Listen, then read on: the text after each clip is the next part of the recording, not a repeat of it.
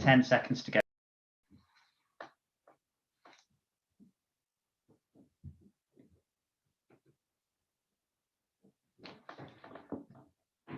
Hi, good evening and welcome to the RCGP Live. Today, the 15th of April 2021. My name's Dr. Gary Howsam and I'm Vice Chair for External Affairs at the RCGP, and I'd like to welcome you all to the next in the series of our live panel events.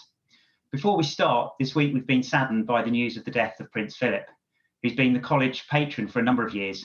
He also served as president of the RCGP for a year and of course opened our headquarters back in 2014 at 30 Euston Square. All of us at RCGP would like to offer our condolences to Her Majesty the Queen and the entire royal family. This evening, we're discussing general practice post-pandemic. What does that look like? And what of the many changes that we've seen over the last 12 months do we want to keep hold of? Many of those will be here for the short term, but which ones can we embed into our day-to-day practice over the long term? We've got no fixed agenda for the discussions this evening, just as the college has no fixed ideas of what we'll be looking for in the future. This is an opportunity for you, the membership, to speak directly to us at the college in order to give us your views on how you want us to shape things for you moving forwards. The video will be recorded and captioned, and a full transcript will be made available after the event. We've also got a couple of live polls running on our Twitter accounts at RCGP, so do share your opinions on those, and we'll be looking at the results a little bit later on.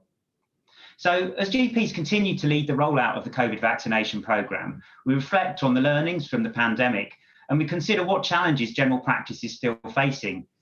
The challenges of redefining business as usual over the coming months and years.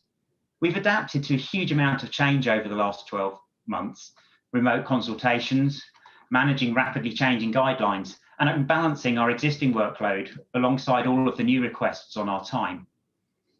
Tonight, we'll explore some of the main barriers to re-establishing and redefining business as usual and discuss what learnings it is we want to take forward from the pandemic. There's also been learnings from the early phases of the vaccination programme, which will be going on for several months yet. We've been offered a number of new tools, both technology and software. And although we've gained these tools and capabilities, we're not sure we've found the right solutions to all of the problems we've been discovering.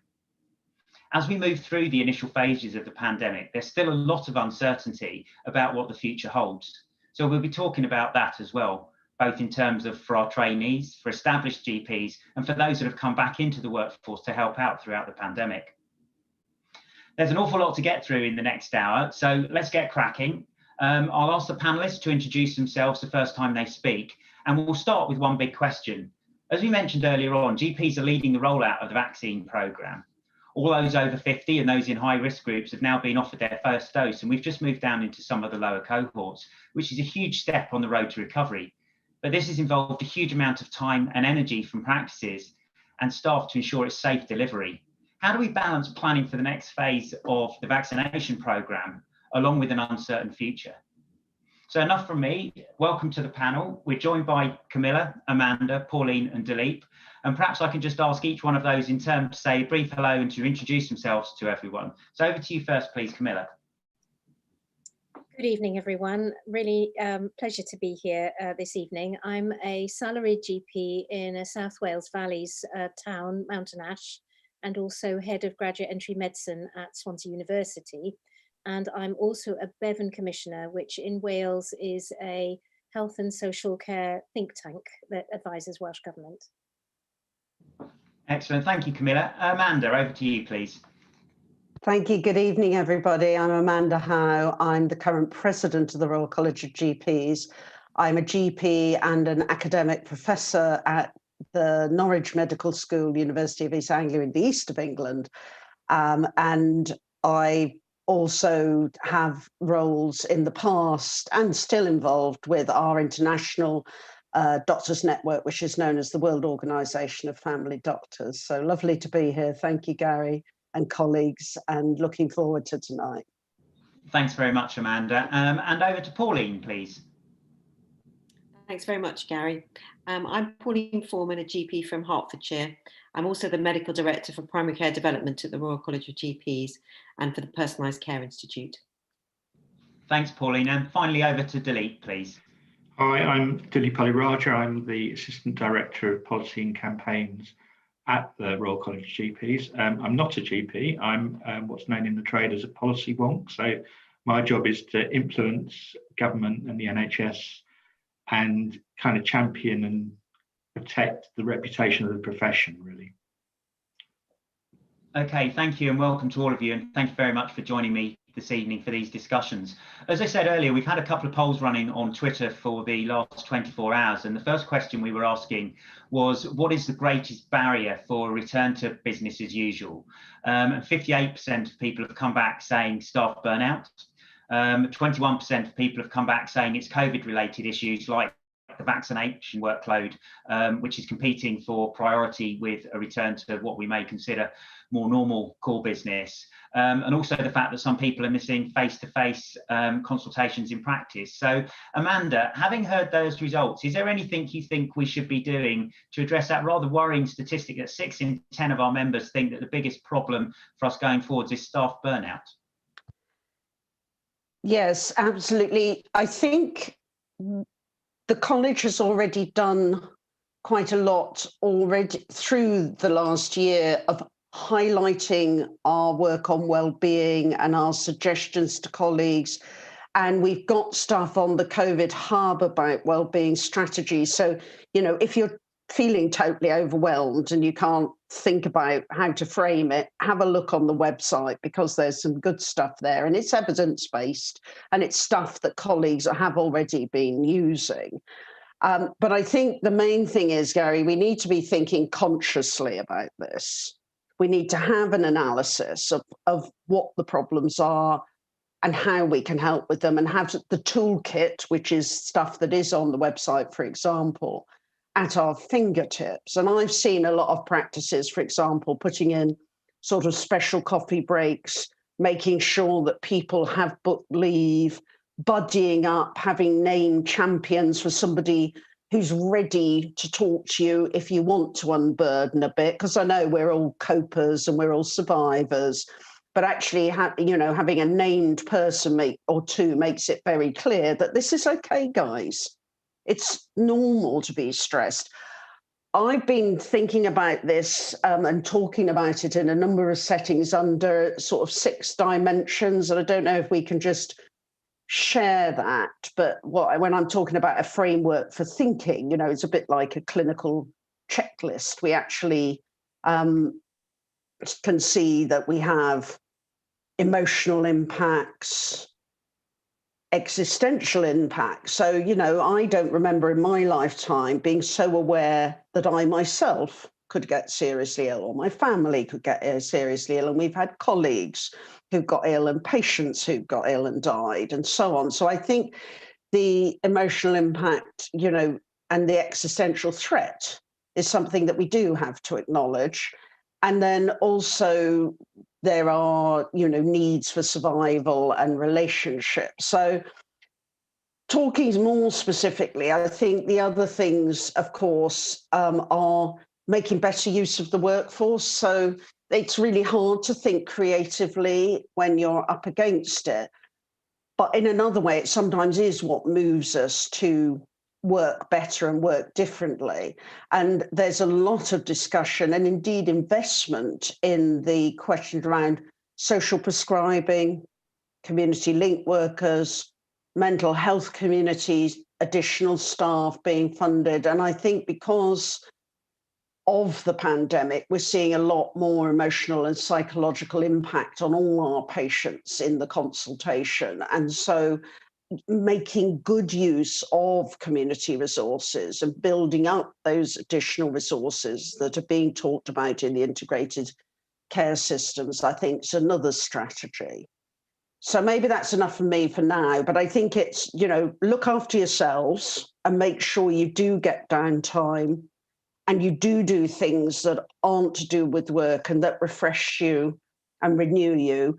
Build that into your practices as well, in whatever ways work for you, and have a look at the evidence base, and then look at the workforce and look at how people are spending their time, and if possible, invest some energy in those additional resources.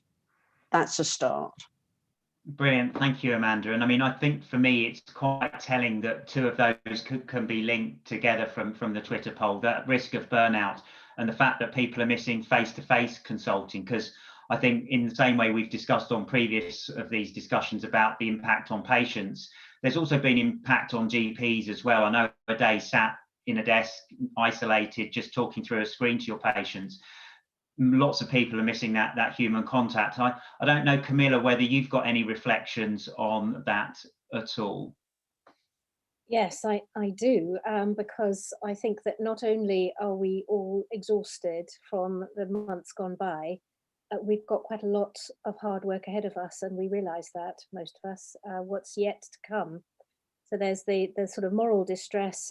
Many of us have lost patients that we were very fond of, and probably members of staff too, and colleagues. And so there's all of that to get over, plus the fact that routine services closed down for a long time, and we've now got a humongous backlog to work through, as well as the vaccination clinics. So it's not surprising that workforce welfare is, well, it's certainly top of the list of the Welsh Government priorities for their health and care services pandemic recovery.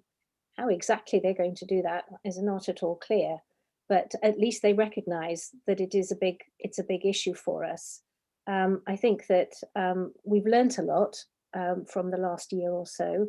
We've learnt how good the voluntary services can be and communities looking after each other. We've got much more interdisciplinary team working than I've seen before, with lots of new members coming into, new health professionals coming into our teams, which we're very pleased to see. And certainly for us in Wales, where we work in GP clusters, communication within my cluster has been much better than it was before.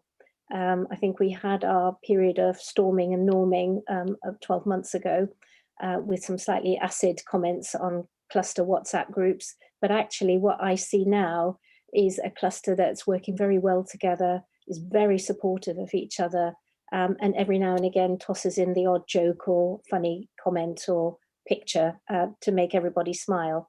So that has been a great uplift, I think, for all of us. But we've still got a long way to go. And we call this general practice post-pandemic. I'm not sure we're post yet. I think we've still got quite a long way to go. Yeah, precisely. And there's a couple of interesting points on there. Certainly in England, NHS England, in their operational planning guidance for the next 12 months, stressed the importance of looking after staff and providing some time for rest and recuperation. And yet also there was an equal emphasis on recovery and getting back to normal levels of activity. Now, whilst a lot of that was directed towards the acute sector, because we know from our figures from the Research Surveillance Centre at the RCGP that GPs are working at or above pre-pandemic levels already. It's just we're doing different things. The work you talked about, working in clusters or in PCNs across England around the vaccine programme, has been the making of some of them, and the level of cooperation has been incredible. But I wonder, Pauline, if I could bring you into the discussion, because you do some work with practices that are struggling, and I'm just wondering whether you've seen it's been individuals struggling within practices that has led to more issues for those that you're supporting through the work you and your team do. Yes, thank you, Gary. So I work with the primary care development team, which basically supports practices and at scale organisations who are struggling with the current pressures of primary care. And of course, that's only got become more difficult, really, over the past 12 months. And certainly, we, for example, we provide coaching services and other support services for individuals as well as for practices, and we've seen a big uptake in those services. GPs in particular really suffering quite a lot of distress through the pandemic, sadly thinking about career changes, for example, and that's been quite a definite feature that we've noticed, and that's new. We haven't had that experience before. So I think there are a lot of distressed GPs and other practice members of the team out there.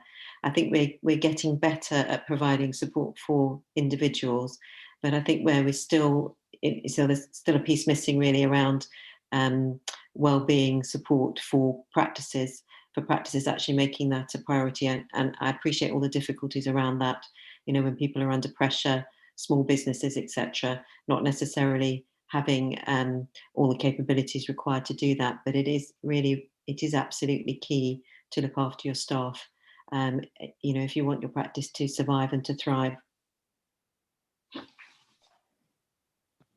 Brilliant. Thank you, Pauline. And Dilip, I'm going to bring you in here, if I may. Now, obviously, you work within the policy team at the college, and one of the really important roles of RCGP is to represent the views of members and speak truth to power, both in government and across the various departments, NHS England and the like. And we've been doing a huge amount of work that the members will be aware of. And there's a huge amount of lobbying goes on in the background as well. Now, over the course of the pandemic, the things we've been calling for have changed as things have developed. But this balance between remote consulting and people having a desire to go back to more face-to-face consulting, that's something we've heard about and that's been reflected in our policy work. Can you talk a little bit about that, please? Yeah, I mean, I think, Gary, that during the pandemic, of necessity to kind of control infection, we had to change the model of general practice overnight and adopt a remote consulting model. But I think as we start to move back to something like normality, I think it's really important that patients have the choice about the modality, the form of consultation, whether it's face-to-face or remote. And I certainly don't think we should be discouraging patients from seeking face-to-face consultations. And you know, our members have told us that you know, that it can sometimes feel a bit like working in a call centre delivering Zoom consultations. So it's not always good for GPs. You don't always spot the visual cues. It's not always good for patients. And I think we need to sort of shift the dial back again so that, you know, there's the proportion of remote to face kind of moves back towards more face-to-face consultation. Now, in order to do that, I think that, I think there's a role here for government. This is not all about what general practice can do. I think government and policymakers have got a part to play to ensure that we're able to deal with the workload pressures, to deliver the future vaccination programs, and to deal with the fact that, you know, GPs are feeling burnt out and kind of fragile. And I think one of the ways they can do that is, you know, during the pandemic, a lot of the bureaucracy that GPs have to do was switched off, and it gave people a bit of bandwidth to care for patients. And GPs told us in one of our surveys that the number of people who felt they had more adequate time to care for patients went up from 24% to 38%. And I think that obviously we can't keep some of these things switched off forever, but you know, we had a lighter touch appraisal system. You know, we had an inspection regime that was intelligence-led and not all about making people prepare for days for inspections. And I think we should, you know, the government has a role here to kind of minimise bureaucracy and kind of not return to the status quo ante. And that means keeping, I think, a lighter touch, you know, remote appraisal system, and looking at an CQC inspection regime that is lighter touch, that is intelligence driven, and doesn't create a whole load of paperwork for GPs. So I think there's the role for policymakers in this, making sure that practices aren't burdened by administration as we go back to business as usual. Brilliant. Thank you, Dilip. I'll bring Pauline in on that one, please. Thanks, Gary. I just wanted to come in around the issue of remote consultations, really, because clearly they are here to stay. But I think, as Dilip said, I think it's really important that we start to think about putting some safeguards around them, you know, in terms of how do we ensure equity of access, for example, for people who are less digitally literate, that sort of thing.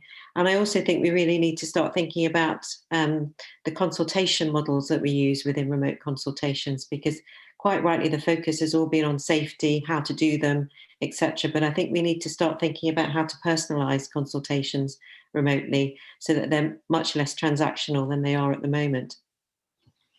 Brilliant, thanks, Pauline. Perhaps we'll come back and pick up your work with the Personalised Care Institute later on in the discussion. Part of my portfolio as Vice Chair for External Affairs at College is doing a lot of the work Dilip was referring to with regards to policy changes and the like. And I think it's really good the amount of traction we've managed to have. We've had a lot of exposure to ministers throughout the pandemic, and the voice of the membership really has been heard at the highest level, which has allowed us to engage and bring through some of the things that we've wanted to do. But Amanda, can I just broaden this out? Obviously, you've got a vast network of colleagues around the world from the work you did when you were in the senior leadership role at Wonka.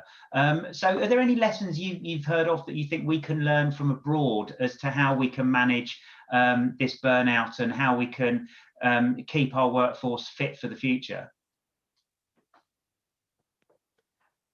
I certainly think there are lessons that we can learn around what matters in the pandemic. So the emerging evidence in some ways is more around the fact that countries who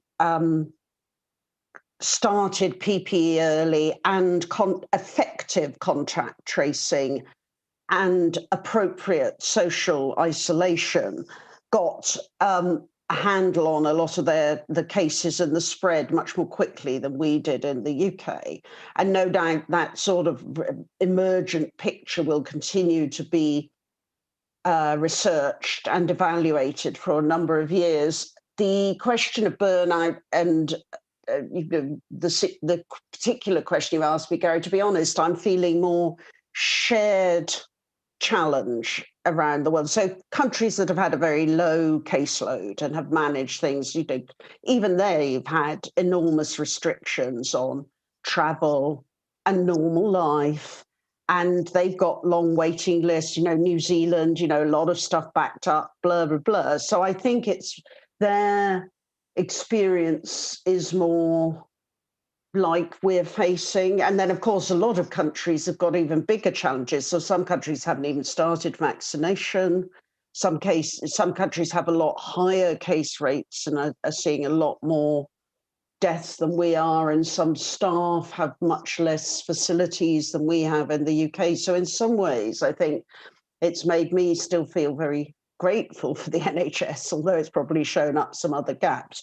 But briefly, really, what I can say from the international scene, talking about how people are, is that apart from whether your country's having a major problem right now with a lockdown and a lot of cases and whether you've got PPE or not, the other things are the same. Everybody's sad, everybody's shocked, everybody's trying to look after each other. Many people are warmed, as Camilla was saying, by the spirit of teamwork and the reaching out to each other. And on that note, I think digital communication has been used a lot more for international communication than we were using it locally. But that sort of thing where you ping somebody an email and they get it, even though they're on the other side of the world, is just enormously valuable and heartwarming. So I think the shared lesson really is look after each other and look after yourselves and be proud of what we're doing in primary care, because by celebrating that work, which is often hidden, but is really, really important and really worthwhile, that's what makes us proud of the effort we make every day. So my international experience is we're all human and the lessons remain the same, really, but let's share it and pat each other when we need to. Yeah, and I think that's a really important lesson. And we had the privilege on one of these live events previously of being joined by a colleague from Spain. So, as you say, utilising the technology to hear about the experiences they were having at the time. And they were really deep in their wave of the pandemic at the time. And he came back to us after and just saying how therapeutic it was to be able to talk about the challenges and things that they were facing with colleagues who are in a slightly different position.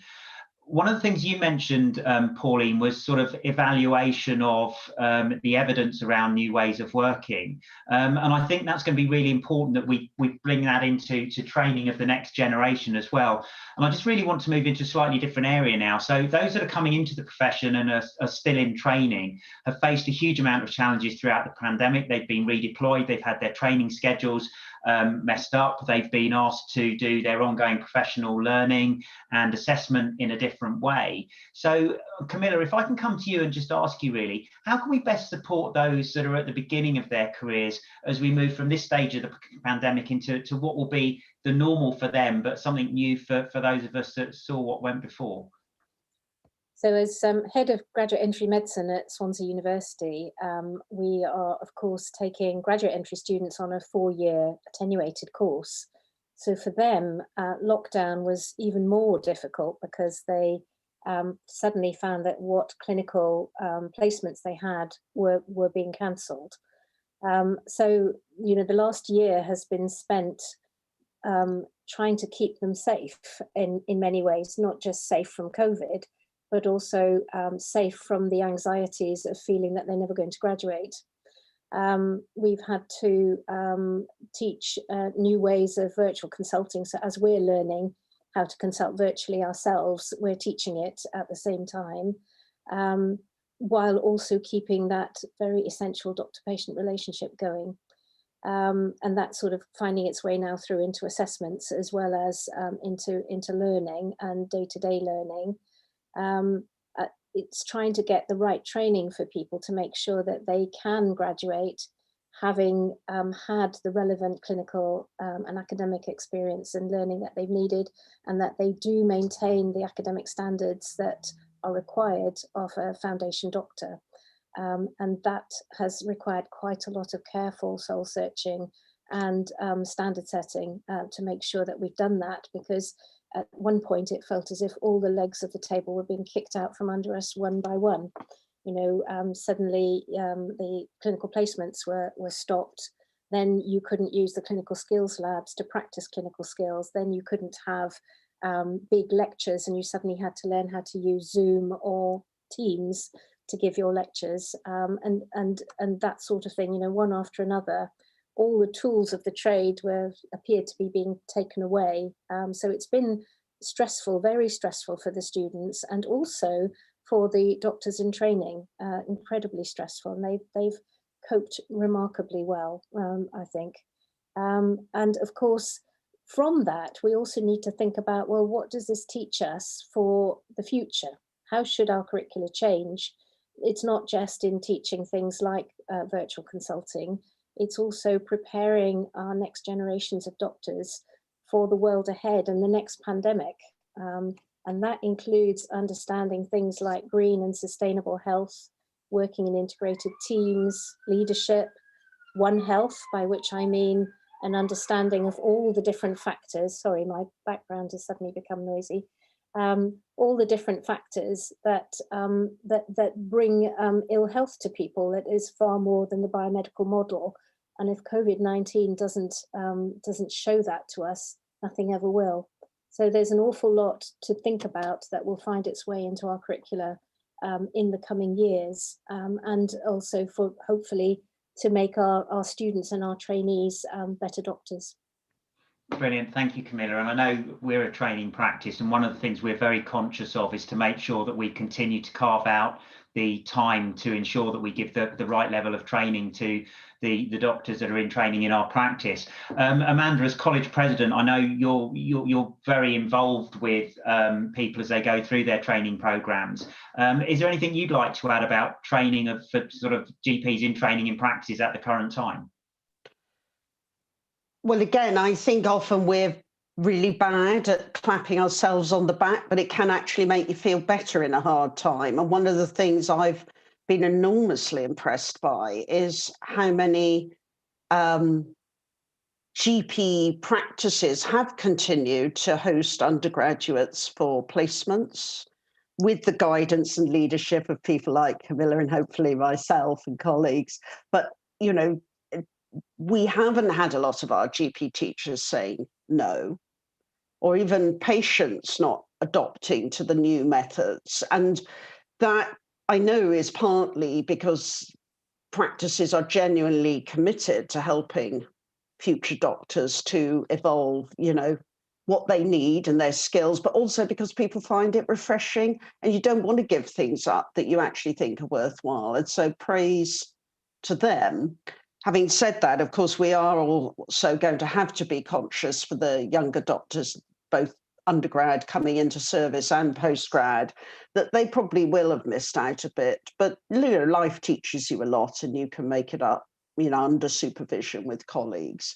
So just really wanting to say well done and thank you to all those people who've kept teaching and training going during this year. And I think it's very worthwhile. And I think, the practices can be really proud of that.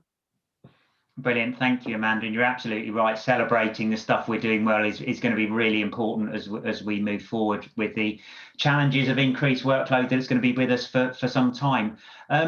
I know certainly in my portfolio career at the moment, I work in a number of different teams, and I think all teams are under pressures in different ways. The practice team has been busier than ever, and we've had staff off or shielding and isolating. We've seen an increase in workload.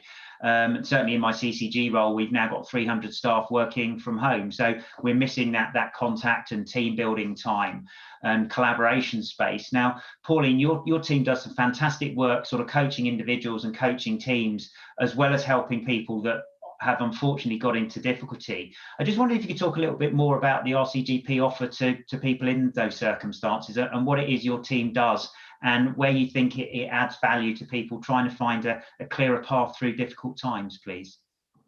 Yes, so our team was originally set up to support practices that had difficulties as a result of their CQC inspections, particularly practices that went into special measures. And basically, we have a team of about 70. It's a multidisciplinary team of practice managers, GPs, nurses, etc. And we go into practices. We do a scope, determine what the root causes are for the practices problems, and support them to address them essentially. And we've adapted that model so that we can support practices at a much earlier stage. And basically, we offer a very bespoke model. Generally, a very common finding is that there may be issues with leadership and teams, and that's affecting the quality of care sometimes that's being provided. And so a lot of our interventions are around leadership, developing leadership, but also supporting multidisciplinary teams, often, as you say, Gary, by coaching interventions. Okay, so coaching's one thing. Amanda, I don't know if you just want a couple of minutes talking about mentoring, because I know that's something you and I have discussed in the past, and the college has set up processes for mentoring, but I just wonder if you want to bring that in on the back of discussions around support and support for teams. You're on mute, Amanda. Thanks. Sorry, I could have mentioned it in the last thing, but actually in a way it fits with Pauline's very, important service that she and her team are offering now to practices to help them to move through challenges. I think mentorship, that's a type of mentorship. And the college has just launched a mentoring platform, more for us to volunteer as mentors and for people to ask for mentorship as individuals than the team-based model. But I think that's also something that's particularly relevant for the new graduates to consider, and also particularly the group who we know find a big challenge anyway coming out of formal training and going into independent practice. So that first 5 group who may find, the challenges of pandemic and post-pandemic make that phase even more complex. So I'd really just recommend that people think about who mentors me, who coaches me, who looks after me, who gives me advice, and get yourself a number of, networks who help you with different things. But please do have a look at what the college is now offering. And we've already got quite a lot of people registered on that. I'm registered as mentor, and I've got 2 mentees already. And it's good. And particularly at this time, I think that sort of thing may be attractive to people if they consciously reach out for it. So that's a new offer to members that's on the platform. Brilliant, thank you, Amanda. And this is probably an opportunity just to mention briefly the new appraisal system that we're seeing, which involves much less preparation but much more emphasis on well-being during the the discussion between appraiser and appraisee. And certainly anecdotal feedback we've had from large portions of the membership is that those that have decided to go ahead with their appraisal have found it very useful to be able to speak to a peer who's experienced the challenges as well, which are challenges that are unique to us and many won't have faced before in their career. I'm just going to move us on at this point, if I may, from talking about some of the challenges that we've had and the challenges that are ahead to looking at some of the positives that have come out of the last 12 months. I certainly know there's been some programs that have been rapidly accelerated, whether that's through increased investment in technology or through the fact that literally over the space of a weekend back in last March that we had to come up with new solutions and new ways of doing things. So we did a poll again through Twitter over the last 24 hours, asking people what was the most popular changes that they'd seen and the ones that they'd like to keep hold of as we move forward. Dilip gave us a bit of a spoiler as to one of them. That's that 56% of people on the Twitter poll said that they want to keep less regulation. 44% of people saying that they want to keep the ability for remote consulting. And that they liked the ability to text patients and to get photos sent in by patients just to help within the consultation, but also for the medical record, and the ability to do telephone triaging and also sort of virtual conferences and virtual education. As a college now, we've run 2 RCGP conferences digitally, virtually, which had a huge turnout and which meant people could dip in and out and fit with other commitments as well. So there's a whole world of opportunities that we've seen emerge over the last 12 months that have been detailed there.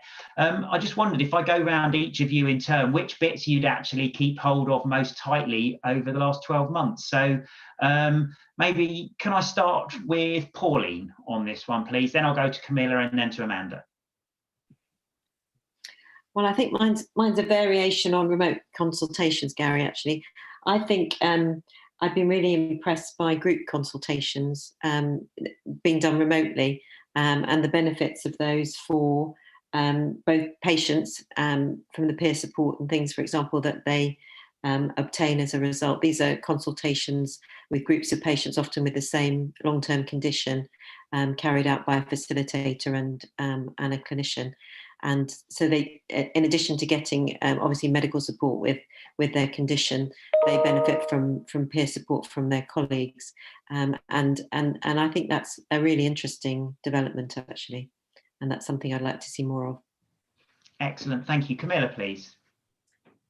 Yes, I think the technological and digital advances are just astounding, really, but of course need to be taken with care so that we give patients a choice as to whether they are seen face-to-face or whether they can take advantage of a virtual consultation. That's definitely one thing. But one of the things that's really impressed me has been the work of the voluntary services and of individuals in the public who have helped their neighbours or helped other people within their community. And I think that's something that we shouldn't lose and shouldn't allow to disappear again, because it's been really quite mind-blowing, the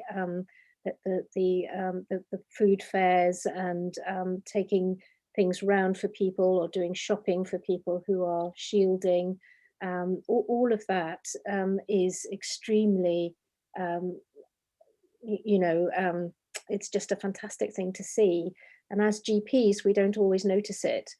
And I think that we should be noticing it and using it more in our own practice, because it will only add to what we can provide for patients. Brilliant. Thank you, Camilla. And I mean, certainly seeing communities empowered and the rise in volunteerism has been amazing, and also provides a really strong platform for social prescribing, which is something that we're obviously trying to bring more into general practice. Amanda, can I ask you what you'd keep from the last 12 months? And then I think what I'd like to do, Dilip, is perhaps bring you in around sort of some of the policy asks as we move towards integrated care systems and some of the advantages we've seen for a system working over the last 12 months. So I'll give you a couple of minutes to think about that, but over to you, Amanda, first for what you keep hold of, please. Thank you. I think flexible working may be one way of putting it. So I've been very struck by how different it is, rather than having a queue of people in the waiting room, having, being able to phone people, video, do emails, sort of, they're still expecting you, but, there's a little bit more flex. And I found quite a lot of patients actually appreciating the fact that they don't have to come down and sit and wait for us, but that they can be getting on with their lives and even show me their dogs or cats in their sitting room while we're talking. And so I think, and also for some doctors who were, and other staff who needed to shield or had kids off school, but could still do some remote working from home rather than having to choose either or. So I think, although I totally take what we've said earlier, that we need to evaluate who needs what, when, and make sure that patients do have a choice and don't feel that we're blocking them.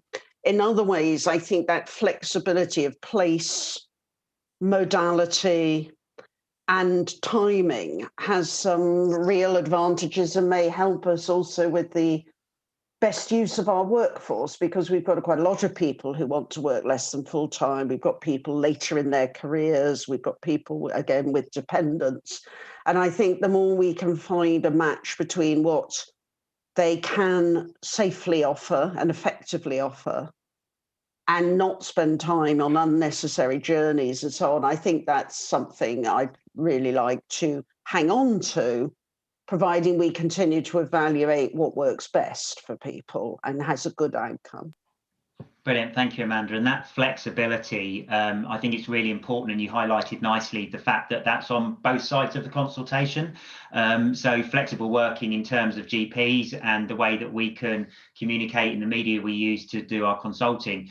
But also remote consulting is a lot more respectful of patients' times as well. I work in a fairly deprived area on the edge of Peterborough, and we have lots of patients on 0-hour contracts. So if they have to take out a morning from work to come and sit in the surgery to see us for a short consultation, that's a morning's pay lost, where if they can do it remotely over the telephone, there's huge advantages for them as well. So that flexibility is working in both directions.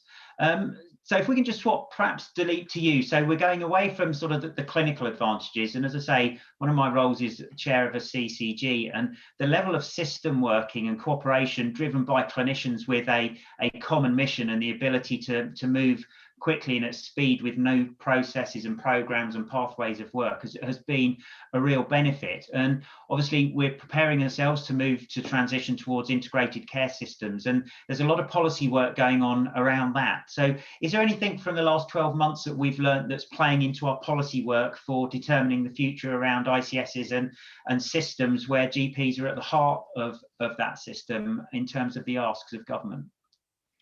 Yeah, let me just touch on a couple of things. I think I just want to go back to technology very briefly, because I think there's been a lot of focus on remote consultations as the kind of big innovation, kind of Zoom consultations. And actually, there were a lot of other ways of working enabled by technology across the interface between primary and secondary care, using apps and all sorts of kind of, not necessarily new technology, but kind of existing technology in a different way, which enabled GPs to build relationships with secondary care doctors that had in the past kind of withered away or had been severed.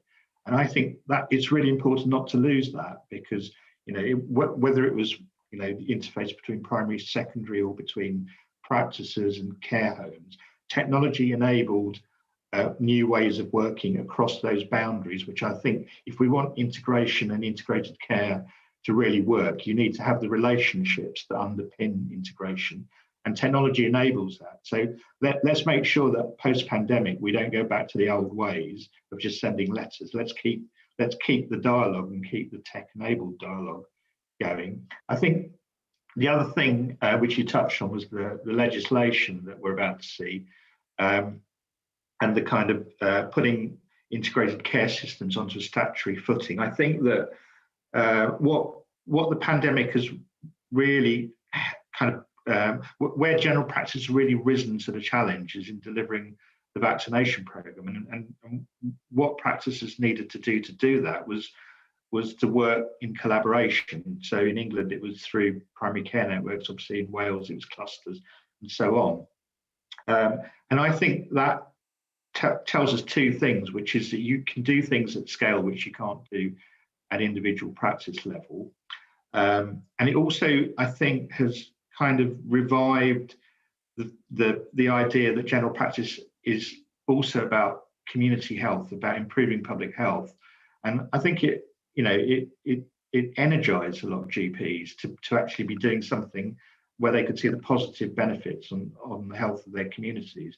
And I think, again, we need to capture that and keep it and find ways of preserving it. And I think that one of the challenges that we will face in the coming months is that some of the collaborative structures like primary care networks are extremely fragile. And if we're asking them to continue to deliver a vaccination program and to do all the contractual things which they're obliged to do, they may yet break, And I think that one of the things I think government needs to consider is how much GP time it requires to properly engage in those structures. What sort of development is needed to train and cultivate a new kind of cohort of leaders, and there needs to be investment in that.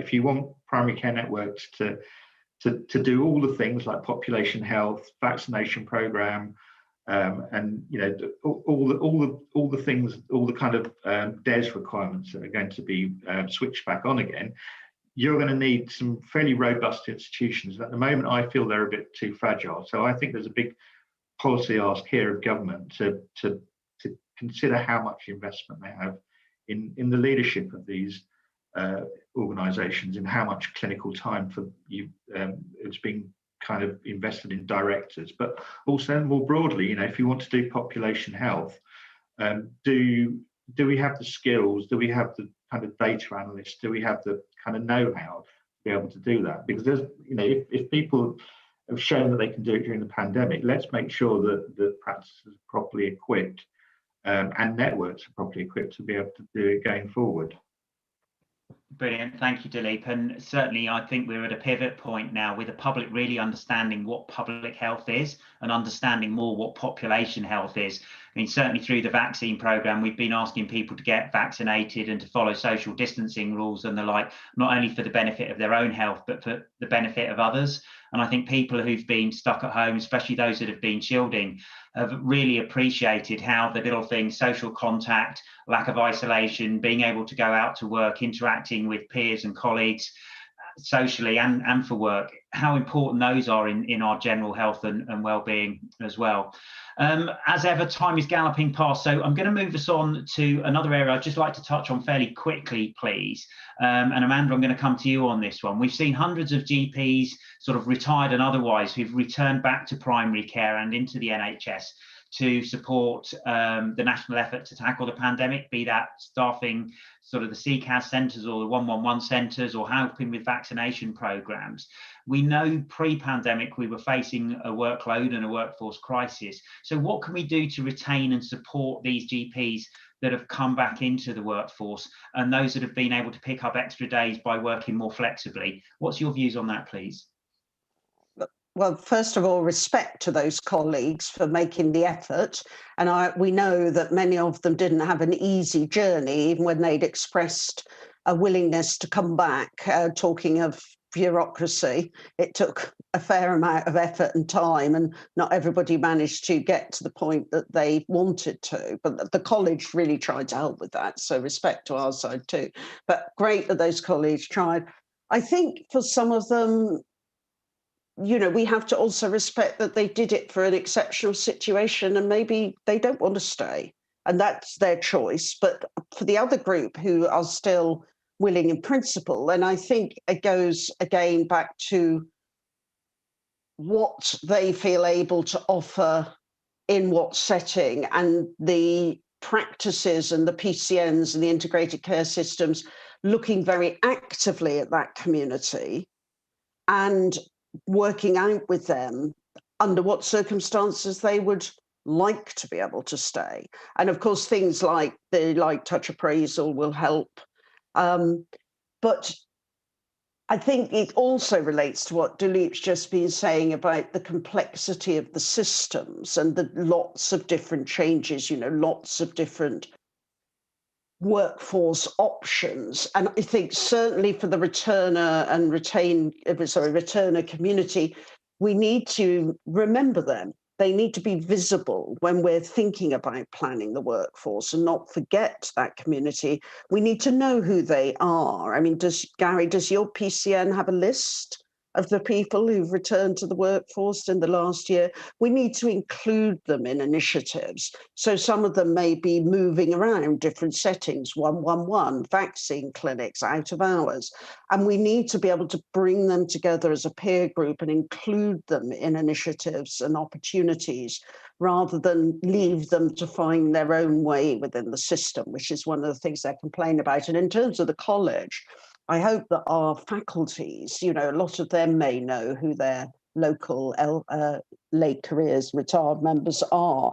And I really hope that our boards and members will be reaching out to them as well and saying, what are you thinking of? How could you contribute? Maybe, again, mentorship, teaching. You don't have to still be in clinical practice to have a wealth of experience to educate students, getting involved with the trainees and so on. I think there's lots of opportunities, but we've got to think of them. We've got to know who they are, and we've got to reach out to them.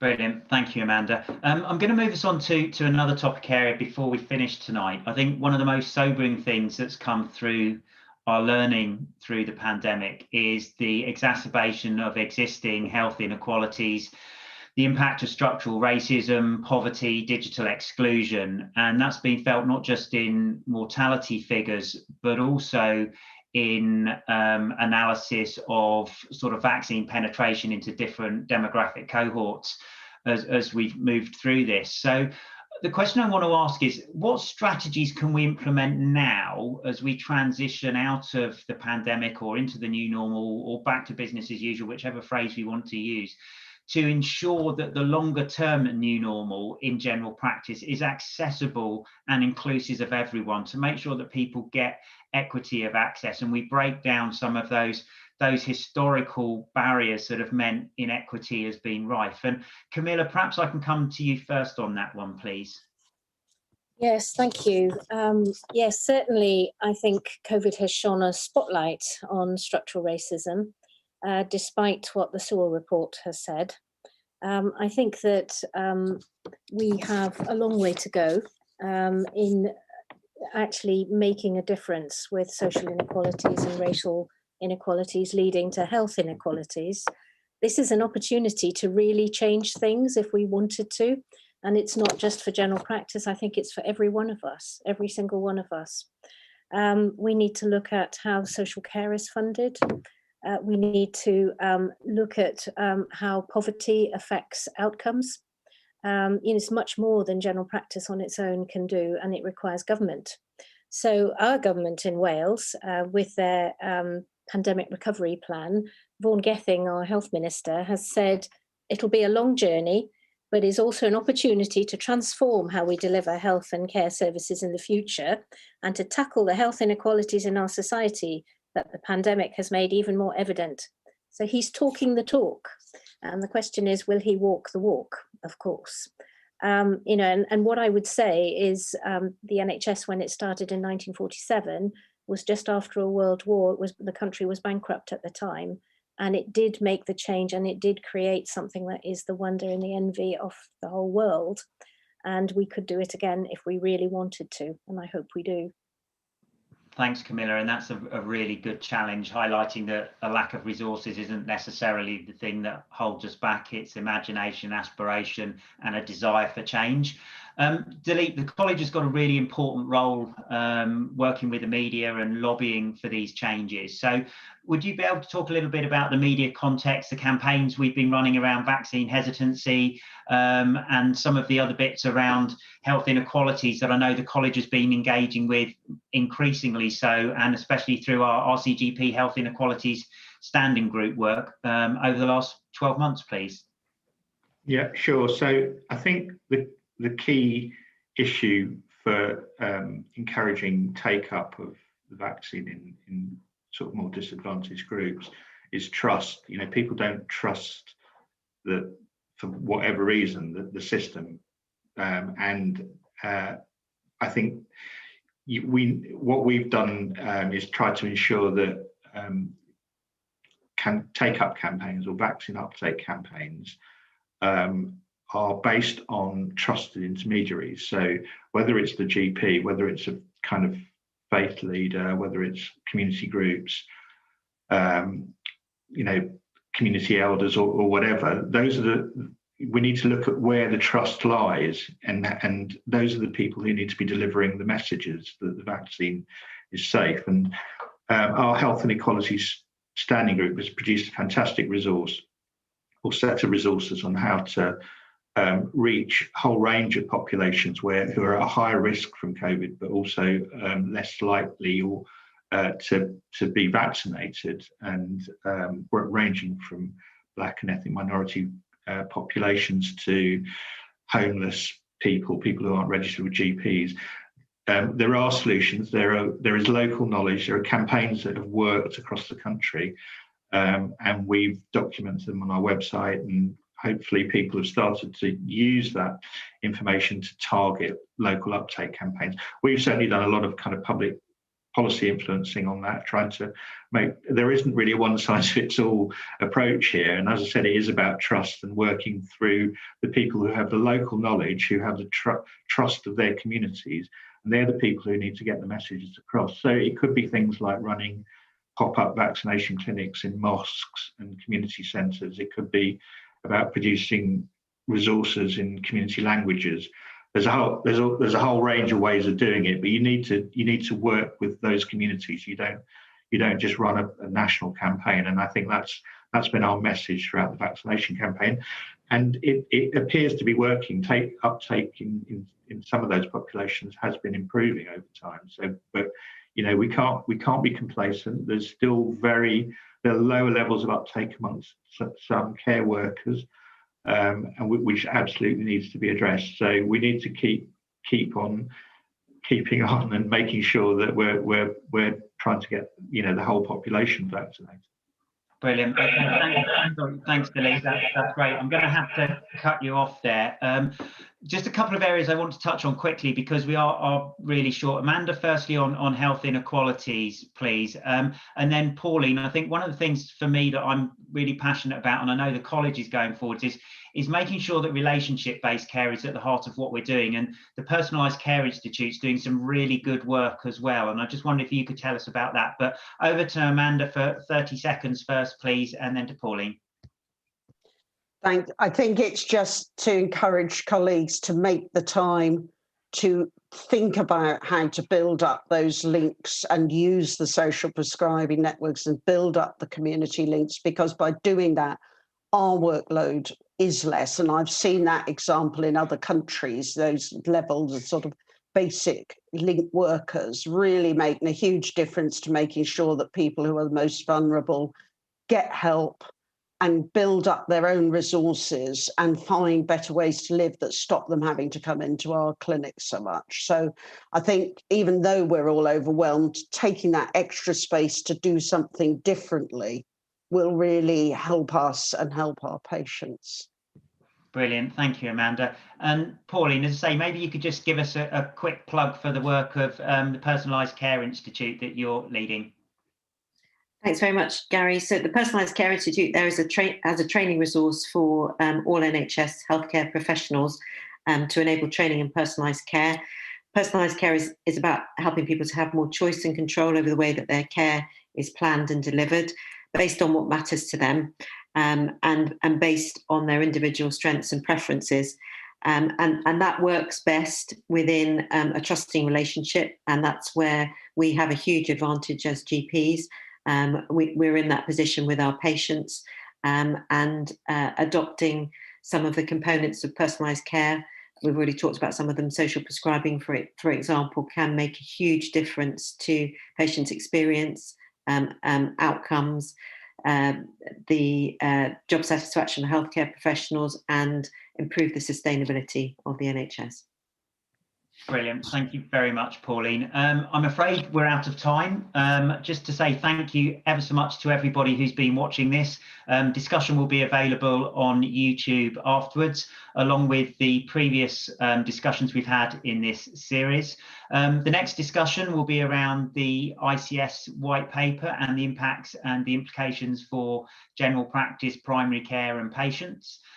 So just really want to end tonight by saying thank you ever so much to Camilla, to Amanda, to Pauline and to Dilip, to thank the technical team behind the scenes who have made this evening possible, and to thank everybody out there who's watching this evening. And finally, just to finish on saying, you know, well done, hang in there. We've heard about burnout tonight. You guys have been doing a phenomenal job for the last 12 months. I know you'll do a phenomenal job moving forwards, but look after your patients, look after yourselves, and we'll catch up again with you soon. Thank you ever so much. Good night.